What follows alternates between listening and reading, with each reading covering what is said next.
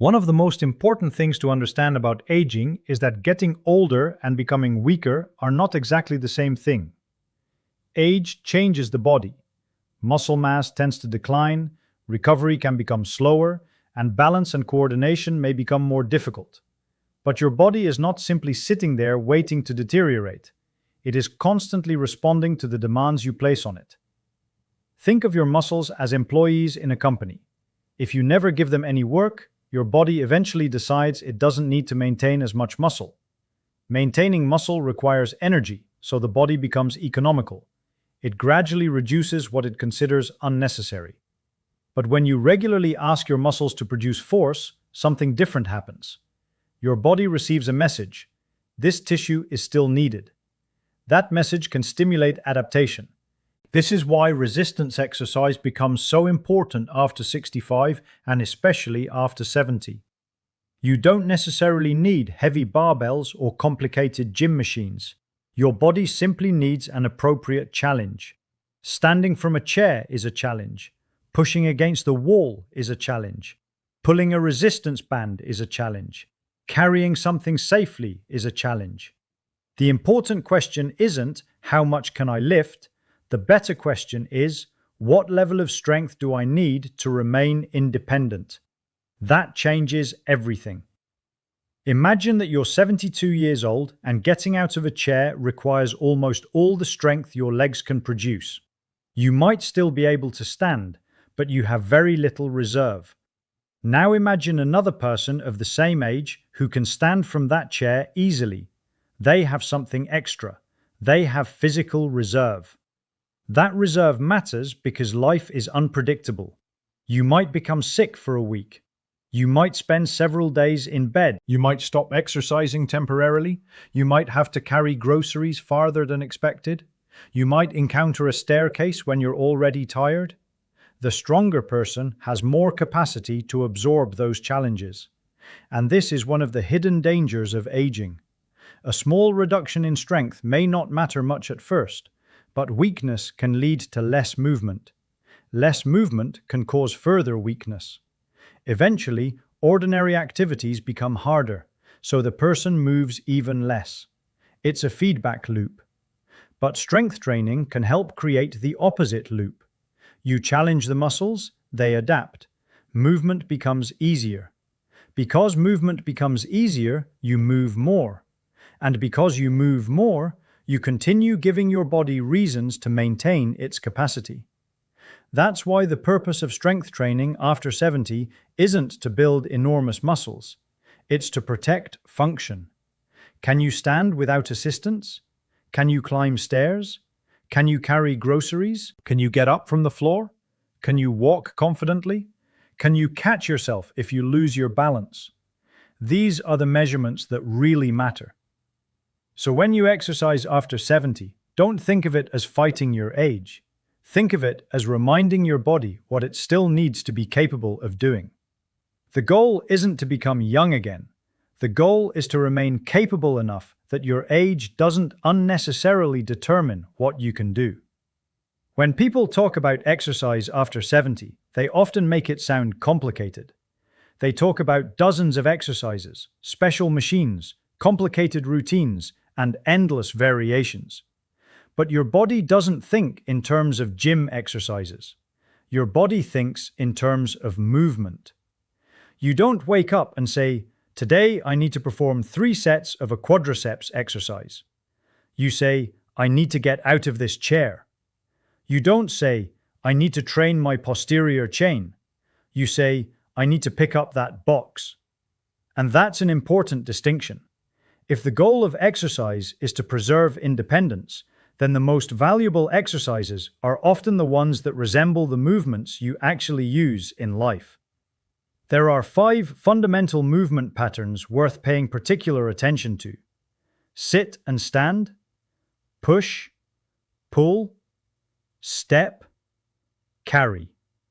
Let's start with the first. 1. Sit and stand.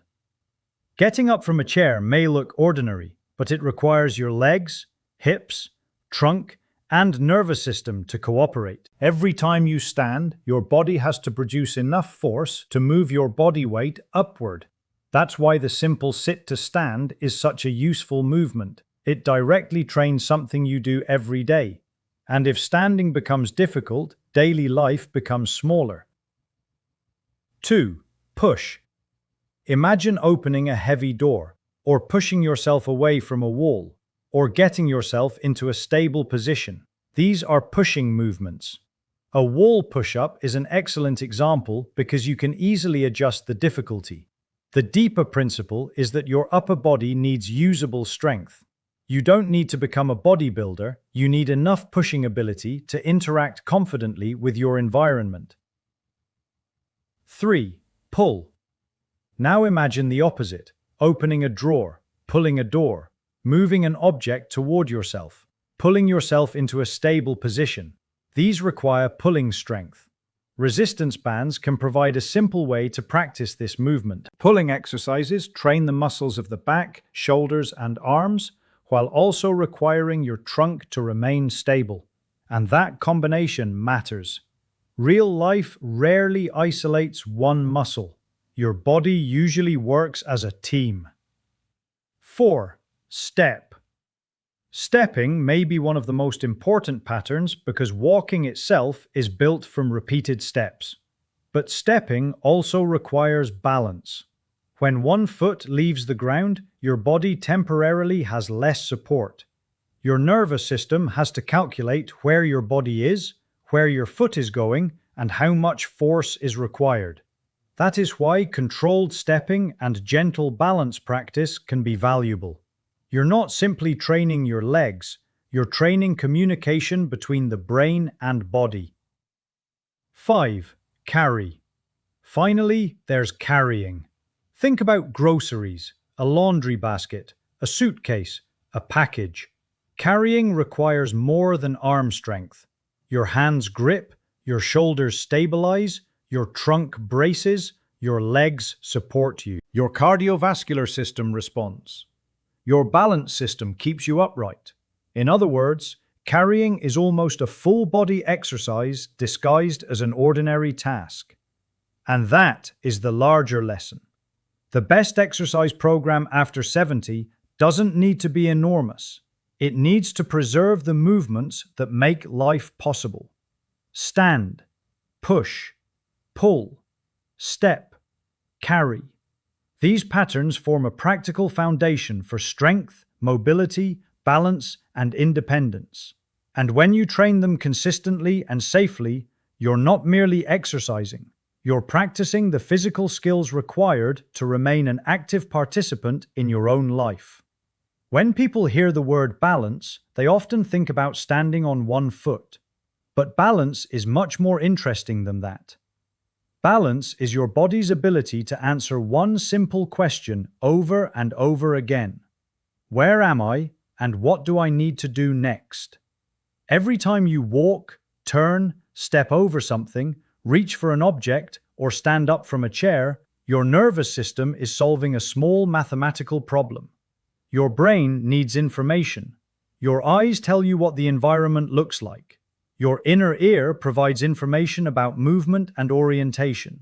Your muscles and joints provide information about where your limbs are positioned. The brain combines all of these signals and sends instructions back to the muscles. And remarkably, most of this happens without you consciously thinking about it. That's why balance isn't simply a muscle problem. It's a communication problem between the brain and the body. And like many systems in the body, this communication can be practiced. Think about learning to ride a bicycle. At first, you have to think about everything. Where are the handlebars? How hard should I turn? What happens if I lean? But after enough practice, the calculations become automatic. Balance works in a similar way. The more appropriately you challenge your balance system, the more opportunities your nervous system has to practice responding to changes in position. This becomes especially important as we get older. A person may still have reasonable muscle strength, but become less confident when walking on uneven ground. They may hesitate when stepping off a curb. They may hold onto furniture while moving around the house. And then something interesting happens. Because they're afraid of losing balance, they move less. Because they move less, they get less practice. And because they get less practice, ordinary movements can feel even less familiar. It's another feedback loop. The solution isn't to become fearless, it's to become appropriately skilled. That's why simple balance exercises can be useful. Standing near a sturdy counter and shifting weight from one foot to the other, practicing controlled stepping, walking heel to toe only when it is safe and appropriate, standing with a narrower base of support while holding something stable. These movements don't need to be dramatic. In fact, dramatic balance challenges can be unnecessarily dangerous. The objective is controlled practice. You want your nervous system to encounter small challenges and learn from them. And there's another important idea here. Balance isn't something you should begin training only after you've already fallen. You don't wait until your muscles become extremely weak before you start using them. You don't wait until your cardiovascular fitness disappears before you begin walking. The same principle applies to balance. Practice the skill while you still have something to work with. And balance is connected to confidence. When movement feels predictable, you tend to move more naturally. When every step feels uncertain, you become stiff and cautious. That stiffness can interfere with normal movement. So balance training isn't simply about preventing an accident. It's about maintaining your willingness to move through the world. Because independence requires more than strength. You need to trust your body enough to use that strength. That is why balance deserves its own place in a simple exercise program after 70. Not because aging makes you fragile by definition, but because your nervous system, like your muscles, benefits from regular practice. You don't train balance because you expect to fall. You train it because you want your body to know what to do when life doesn't go exactly as planned. When people hear the word cardio, they often imagine running, sweating heavily, or spending an hour on a treadmill. But after 70, cardiovascular exercise can be much simpler. You don't need to run a marathon. You need to regularly remind your heart, lungs, blood vessels, and muscles that they still have work to do. Think of your cardiovascular system as a delivery network. Your heart is the pump. Your blood vessels are the roads. Your blood is the transportation system, and your muscles are the destinations. Every time you walk, your muscles demand oxygen and nutrients. Your heart responds by pumping more blood. Your breathing increases. Your blood vessels adjust. Your muscles use the delivered oxygen to produce energy. And then, when you stop, the system gradually returns toward its resting state. This process is happening every time you move, and repeated exposure to that demand is one of the reasons regular aerobic activity is so valuable. Walking is more powerful than it looks. Consider something as ordinary as walking. You take a step, then another, then another. It doesn't look like cardiovascular training, but underneath that simple movement, your heart is working harder to deliver blood to your active muscles. Your lungs are exchanging oxygen and carbon dioxide. Your circulation is responding to the increased demand. Your muscles are repeatedly contracting and relaxing, and your brain is coordinating the entire process. That's why walking can be such a useful foundation for older adults. It can be adjusted to your current ability. You can walk slowly. You can walk moderately. You can walk for 5 minutes or build toward longer periods. The important thing is consistency and appropriate intensity. Why cardio matters after 70. As people age, the temptation is to become increasingly sedentary. Maybe the stairs feel harder. Maybe fatigue arrives sooner. Maybe walking feels inconvenient, so activity gradually decreases. But this creates another feedback loop. You move less, your physical capacity declines, movement becomes harder, so you move even less. The goal of cardiovascular exercise is to interrupt that cycle. You give your body a manageable challenge, then you recover, then you repeat it. Over time, ordinary activity can become easier, and that matters enormously in everyday life. Because cardiovascular fitness isn't just about exercise, it's about how much energy you have available for living. Can you walk through a grocery store without becoming exhausted? Can you climb a flight of stairs? Can you walk around your neighborhood? Can you participate in a family outing? Can you recover after physical activity? These are practical measurements of fitness. You don't have to exhaust yourself. There's another misconception worth correcting. More isn't always better. After 70, the goal isn't to prove how much discomfort you can tolerate. The goal is to provide a useful stimulus without creating unnecessary fatigue or injury. For many people, moderate walking is an excellent starting point. You should still be able to speak, although your breathing may be noticeably faster than at rest. If you're completely unaccustomed to exercise, start smaller. 5 or 10 minutes can be a beginning. Then gradually build duration as your body adapts. And if you have significant medical conditions or symptoms with exertion, your appropriate exercise level should be discussed with a healthcare professional. The bigger lesson. Your heart doesn't know that you're exercising. It only knows that your muscles need more blood. Your lungs don't care whether you're walking around the neighborhood or moving through a shopping center. They simply respond to the increased demand. And that's what makes ordinary movement so powerful. You don't necessarily need an extraordinary workout. You need repeated opportunities for your cardiovascular system to practice meeting demand. Because aging is not simply about how many birthdays you've had, it's also about how much capacity you have left when life asks something of you. And walking may be one of the simplest ways to keep that capacity alive. There is a strange idea surrounding aging. We often talk as if the ultimate goal is to reverse time, to become younger, to make a 75-year-old body behave exactly like a 30-year-old body. But that's not really the most useful goal. You cannot stop the calendar. You cannot erase every biological change that comes with age. But you can influence something extremely important: how much physical capacity you have left when life becomes difficult. Think about your body as having a reserve tank. When you're young and physically capable, that tank may be large. You can walk farther than necessary, carry more than necessary, climb more stairs than necessary, recover from a difficult day relatively easily. You have capacity beyond what everyday life demands. But as we get older, that reserve can gradually shrink. And here's the important part. You may not notice the shrinking at first. You can still walk. You can still stand. You can still carry groceries. Everything appears normal. Until something unusual happens. You get sick. You spend 2 weeks being inactive. You have an unexpected injury. You travel somewhere unfamiliar. You encounter a long staircase. Suddenly, the physical demands of life increase, and that's when reserve becomes visible. Imagine 2 people who are both 72. Both become sick and spend several days in bed. Before the illness, one person had strong legs, good balance, reasonable endurance, and regular movement habits. The other person was already close to their physical limit. The illness is the same, but the consequences may be very different. The first person has something to fall back on. The second person may have very little reserve. That's why exercise after 70 isn't simply about fitness. It's about insurance. Not insurance against aging. Insurance against having too little capacity when something unexpected happens. This is why small improvements matter. You don't need to become extraordinarily strong. Imagine your ability to climb stairs improves by just a little.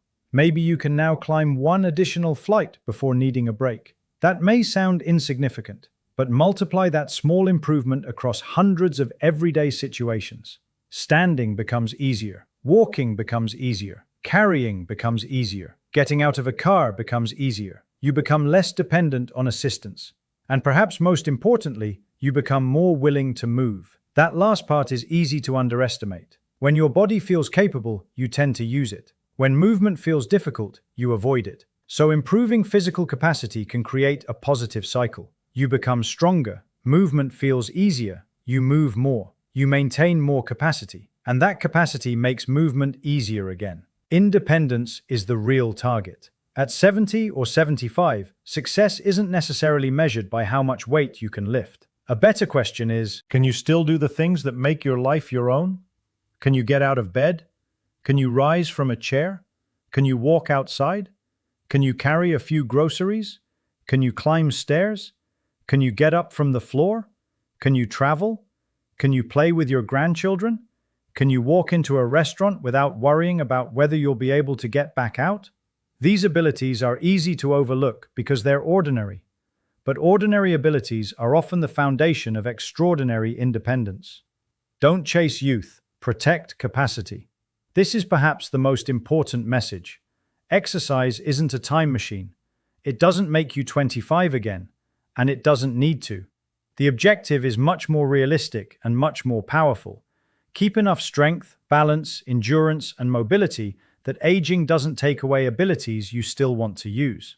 Your body will change, that's normal, but you can influence how much capacity remains inside that changing body. So don't measure success only by the number on a scale or the number of years you've lived. Measure it by what your body can still do. Because the greatest victory over aging isn't looking younger. It's waking up at 75 and realizing, I can still participate. I can still walk. I can still stand. I can still carry. I can still explore. I can still choose where I go. And I can still live my life using the body I have. That is what physical reserve gives you. Not immortality, not a return to youth. Something more practical, more capability, more confidence, and more independence for the years that remain.